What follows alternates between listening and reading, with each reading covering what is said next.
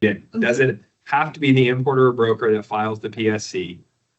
If we are the customer and our vendor, i.e. the importer, doesn't want to file the protest, can we file as long as we have the entry number? No. And I think this is going to be like, let's talk about the commercial impact of these becoming illegal. So our running hypothesis is that you may have worked with your vendor to absorb, let's say, a third of the cost. Maybe they reduced their price a little bit so the tariff wasn't so much. A third of the cost is being borne by the importer themselves. And then the other third is somehow getting passed on to you and me as a consumer somewhere, right?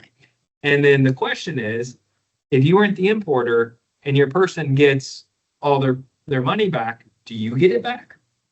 And I think this is a massive commercial conversation that people need to probably start having now. Mm-hmm.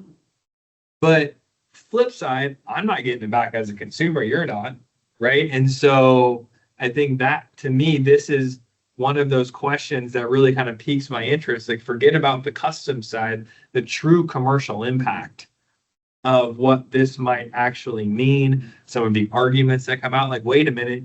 Or how about the inverse of that? Hey, vendor, you could have gotten $7 million back and you decided not to do this. Well, that's not my fault.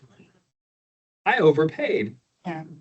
So some big ripple effects. Big ripple effects. And so this, to me, is just fascinating in general on what some of the collateral damage of this will be, both positive and negative.